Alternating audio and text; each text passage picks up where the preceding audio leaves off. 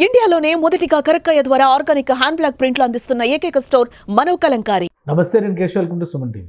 ఆంధ్రప్రదేశ్లో social media ద్వారా దుష్ప్రచారాలు చేసిన వాళ్ళు, వెకిలి చేష్టలకు పాల్పడిన వాళ్ళపైన కఠిన చర్యలు తీసుకుంటామని ప్రభుత్వం పదే పదే చెబుతుంది. అయితే ఇప్పటికే అరెస్ట్ చేసినటువంటి బోరగడ్డ అనిల్ నుంచి ఇతరుల వరకు కూడా కఠిన చర్యలు తీసుకోవడంలో యంత్రాంగం విఫలమైందా, లేదా పోలీసులు ఉదాసీనంగా వ్యవహరించారా? ముఖ్యంగా బోరగడ్డ అనిల్ విషయంలో రకరకాల ఉదంతాలు వెలుగులోకి వస్తున్నాయి.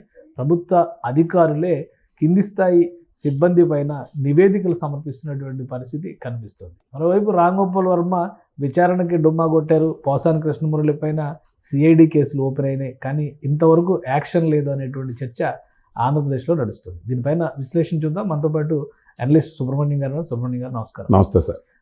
ఏపీలో పదే పదే ఈ సోషల్ మీడియా వారియర్స్ అని చెప్పని ఒక పార్టీ కొంతమంది, ఇంకో పార్టీ కొంతమంది, వీటి మీద జరుగుతున్నటువంటి చర్చ, అరెస్టులు, కేసుల నమోదు, వీటన్నిటికీ పరాకాష్ట రకంగా చెప్పాలంటే అన్నిటికంటే ముందు బోరగడ్డ అనిల్ని లిఫ్ట్ చేయడం అనేది చర్చనీయాంశంగా మారింది. అవును సార్. బట్ ఆయనని హ్యాండిల్ చేయడంలో కూడా అవకతవకలు జరుగుతున్నాయి. బిర్యానీలు పెట్టించారు, రూల్స్ వైలేట్ చేశారు, దిండు దుప్పటించి పడుకోబెట్టారు. ఇవన్నీ ఒక ఎత్తు అయితే అసలు కింది స్థాయి డిఎస్పీ స్థాయి అధికారులే ఉదాసీనంగా వ్యవహరిస్తున్నారంటే ఇప్పుడు ఫిర్యాదుల పరంపర వెళ్తున్నట్టు ఒక సమాచారం వస్తుంది. అవును సార్. ఏంటి అసలు ఎంతవరకు నిజం? నిజంగానే పోలీసులు స్ట్రిక్ట్గా యాక్ట్ చేయలేకపోతున్నారా? సరే, ఇప్పుడు మీరు జరిగే పరిస్థితులు చూస్తుంటే సార్, రీసెంట్గా గుంటూరు అరండాలపేటకి సంబంధించి అక్కడ పంపించి 3 రోజుల పాటు ఎస్పీ సతీష్ కుమార్ గారు జయరాం ప్రసాద్ గారిని దగ్గరుండేసి విచారణ చేయమని చెప్పడం జరిగిందనేసి అని అంటున్నారు. ఈ విచారణలో ఆయన అంటే పర్సనల్గా ఉండి చేయమని చెప్తే ఉండకుండా అప్పుడప్పుడు చూసేసి వదిలినారని ఒక ఆరోపణ. తర్వాత అక్కడ ఆయనకి దిండు దుప్పటి అవి ఇచ్చి కొంచెం సహకరిస్తున్నారు, వచ్చినాయి. అదొక ఇది ఉండదని చెప్పేసి మళ్ళీ ఇప్పుడు ఎస్పీ సతీష్ కుమార్ గారు ఈయన మీద ఐజీకి సర్వశ్రేష్ఠ త్రిపాఠి గారికి ఫిర్యాదు ఇవ్వడం ఇవన్నీ జరుగుతున్నాయి.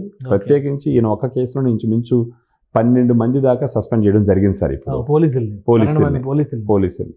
సో దీన్ని బట్టి ఏంటంటే ఇంకా ఏదో శక్తులు వెనకాల నుంచి పనిచేస్తున్నాయి అనేసి అనుకునేదానికి ఆస్కారం ఉంది సార్. గవర్నమెంట్ మారిపోయింది, 150 రోజులు సెలబ్రేషన్స్ జరుగుతున్నాయి, యంత్రాంగంలో కూడా అనేక మార్పులు చేర్పులు జరిగినాయి. ఒకేసారి 3 ఎస్పీలను కూడా బదిలీ చేశారు. ఇన్ని జరిగిన తర్వాత కూడా ఎందుకు ఇంకా యంత్రాంగం పైన లేదా గవర్నమెంట్ మారింది సార్, పోలీసు వ్యవస్థ ఇంకా కొంచెం పాత ఇదిలోంచి రావటానికి కొంచెం ఇంకా ఇబ్బంది పడుతున్నట్టున్నారు. అందుకనేసి ఇప్పుడు గవర్నమెంట్ కూడా మీరు అన్నట్టు ఏంటంటే ఒకేసారి 3 ఎస్పీ స్థాయి అధికారుల్ని సస్పెండ్ చేయడము. ఈరోజు పవన్ కళ్యాణ్ గారు, చంద్రబాబు నాయుడు గారిని దానికి సంబంధించి ఇలాంటి ఒక చర్య తీసుకోవాలంటే ఎంతో డేర్ ఉండాలి, అది మీరు చేసినారు, దీంట్లోనే మీ చిత్తశుద్ధి కనపడుతుందని చెప్పేసి పవన్ కళ్యాణ్ గారు అసెంబ్లీలో కూడా చంద్రబాబు నాయుడు గారిని ప్రశంసించడం జరిగింది సార్. అది సో ఇవన్నీ జరుగుతున్నప్పుడు ఇప్పుడు ఇదిగాన ఒకవేళ ఇప్పుడు ఐజీ గారు కానీ ఖచ్చితంగా దాన్ని చర్యలు తీసుకున్నారు అని అంటే బహుశా వాళ్ళకి ఇంక్రిమెంట్స్లో వీటిలో కూడా కొంచెం ఇబ్బంది అవుతుంది అనేసి అని. దీనికి సంబంధించి మనం అర్థం చేసుకోవాలంటే సార్, ఏదో శక్తులు వెనకాల చేరి పనిచేస్తున్నాయి.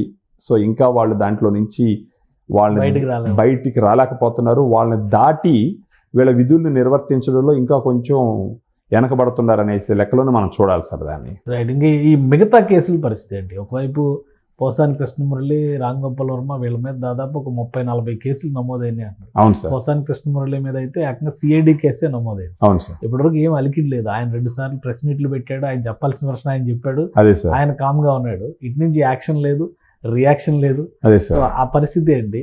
రాంగోపాల్ వర్మకేమో నోటీసులు ఇచ్చారు, ఆయన నోటీస్ తీసుకున్నాడు, బట్ విచారణకు అటెండ్ కాలేదు. కొంచెం వీళ్ళు సమాజంలో ఒకరు పలుకుబడి ఉన్న వ్యక్తులు కదా సార్. అదే కొంచెం పలుకుబడి లేని వ్యక్తులు అయితే నెక్స్ట్ సెకండ్ వచ్చి పట్టుకొని వెళ్ళిపోయిండే వాళ్ళు. వీళ్ళు కొంచెం పలుకుబడి, కాంటాక్ట్స్, వాళ్ళని సపోర్ట్ చేసే వాళ్ళు ఉంటారు కదా సార్. తెర వెనక రాయబారాలు నడుస్తూ ఉండొచ్చు, తర్వాత అధికారులతో మాట్లాడి కొంచెం డిలే చేస్తుండొచ్చు. వీళ్ళు కూడా ఏంటంటే చట్టపరంగా వేరే మార్గం ఉందా దీంట్లో నుంచి బయటపడడానికి అని చెప్పేసి వీళ్ళు ఎత్తుక్కుంటూ ఉండొచ్చు. సో వీళ్ళకున్న ఇన్ఫ్లుయెన్స్ను వాడి కొంచెం డిలే చేస్తూ ఉన్నట్టు మనకు అనిపిస్తుంది సార్. అది యాక్చువల్గా పోసాని కృష్ణమురళి మీద అయితే చాలా సీరియస్గానే కేసులు ఫైల్ అవుతా వచ్చి. అవును సార్. టైం పడుతుంది అంటే ఇప్పుడు యాక్షన్ మొదలు పెట్టడానికి టైం పట్టేటువంటి అవకాశం ఉందా? జరుగుతుంది సార్. ఇప్పుడు ఈరోజు మనకు అసెంబ్లీలో కూడా చూస్తే పవన్ కళ్యాణ్ గారు మళ్ళీ ఒకసారి ప్రశంసించినారు చంద్రబాబు నాయుడు గారిని. ఆయన కూడా మళ్ళీ ఒకసారి రీకన్ఫర్మ్ చేసినాడు సార్, ఎవరిని కూడా ఉపేక్షించేది లేదు, ఈ సోషల్ మీడియా యాక్టివిస్ట్ అని చెప్పేసి రౌడీజం చేస్తున్న వాళ్ళని ఉపేక్షించేది లేదు, వదలను అని చెప్పేసి ఆయన కూడా ఘంటాపదంగా చెప్పడం జరిగింది.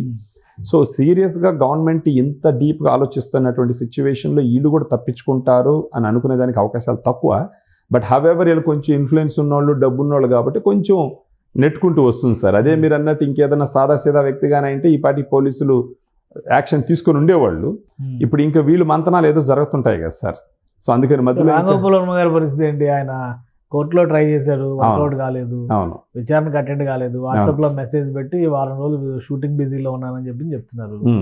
నెక్స్ట్ పోలీసులకు ఉన్న ఆప్షన్ ఏంటి అంటే వాళ్ళకి ఉంటది కదా సార్, ఇప్పుడు ఒకసారి నోటీస్ ఇచ్చిన తర్వాత ఇంత టైం దాకా వేచి చూడాలా, వేచి చూడకపోతే తర్వాత వాళ్ళు నోటీసులు ఇస్తారని చెప్పని అంటున్నారు. తర్వాత తీసుకోవాల్సిన అంటే అంత చట్ట ప్రకారం పోవాలి కదా సార్, ప్రొసీజర్ ప్రకారం. అటు కాకుండా ఇంకెవరైనా కానీ అయితే పోయి పట్టుకొచ్చేస్తారు. ఇప్పుడు వీళ్ళంతా ఏంటంటే లాలో ఉన్న చట్టాలను వాడుకొని కదా వీళ్ళు ఆటలాడుకుంటారు. సో అటన్నిటిలో వాళ్ళు సర్వ్ చేసిన తర్వాత కూడా వాళ్ళ రెస్పాన్స్ లేదంటే దెన్ ఎక్స్ట్రీమ్ స్టెప్కి పోయేదానికి అవకాశాలు ఉంటాయి. సో ఈ లోపల కూడా వీళ్ళ ప్రయత్నాలు వీళ్ళు ఏదో చేసుకుంటున్నారు. షూటింగ్ అంతా ఏముంటుంది లేండి సార్, షూటింగ్ అంతా ఏముంటుంది, ఈ టైంలో పోయి ఆయన షూటింగ్లో ఎందుకు కూర్చుంటారు. కానీ ఆయన ప్రయత్నాలు ఆయన ఒకవేళ బాంబే నుంచో లేకపోతే ఇంకెక్కడెక్కడి నుంచి ఆయనకున్న కాంటాక్ట్స్ ద్వారా ఏదో ప్రయత్నాలు సాగుతూ ఉంటాయని అనుకోవాలి సార్ మనం. రైట్. అంటే రాంగోపాల్ వర్మకి ఒక విధంగా నోటీసులు మళ్ళీ ఇస్తారని ఒక చర్చ నడుస్తుంది. నోటీసులు ఇచ్చే అవకాశం ఉంటుంది, ఇవ్వాలి కదా సార్. ఇప్పుడు ఆయన ఇప్పుడు కొంతమంది ఇప్పుడు మనకు ఇదే సోషల్ మీడియాలో కొందరు కామెంట్స్ కూడా చేస్తున్నారు, నన్ను ఏం చేసుకుంటారో చేసుకుని చూద్దామన్న ఒక యాటిట్యూడ్లో ఉన్నాడు ఆయన అని చెప్పేసి అని. సో ఈ సమయంలో అంటే వాళ్ళకి ఉన్న ఆ ప్రాసెస్ ఫాలో అవుతూ అక్కడ ఫైనల్కి వచ్చిన తర్వాత ఖచ్చితంగా యాక్షన్ ఉండాలి సార్. లేకపోతే ఇప్పుడు తేనె తుట్టను లేపొదినట్టు వదినారు వీళ్ళని. ఇప్పుడు వీళ్ళ మీద యాక్షన్ లేకపోతే మళ్ళీ అది ప్రస్తుత ప్రభుత్వానికి బ్యాక్ ఫైర్ అయ్యేదానికి అవకాశాలు ఎక్కువ. ఆల్రెడీ సోషల్ మీడియాలో జనాలు వచ్చేసి ఈ ప్రభుత్వం ఏం చేయలేదు, మీ వల్ల కాదు, వీళ్ళని కంట్రోల్ చేయలేరు అని చెప్పేసి ఒక పక్క ట్రోల్స్ స్టార్ట్ అయినాయి. ఇలాంటి సిచ్యువేషన్లో నాకు తెలిసి పవన్ కళ్యాణ్ గారు దీని మీద నిద్రపోతారని అనుకోవట్లేదు. ఒకవేళ చంద్రబాబు నాయుడు గారు వేచి చూసే ధోరణి ఉన్నప్పటికీ, కొంచెం ఆయన ఫోకస్ వేరేగా ఉన్నప్పటికీ పవన్ కళ్యాణ్ గారు అయితే వీళ్ళందరినీ వదులుతాడని నేను అనుకోవట్లేదు సార్. యాక్చువల్గా పవన్ కళ్యాణ్ గారు ఖచ్చితంగా దీని మీద సీరియస్గా ఉంటారు. రైట్.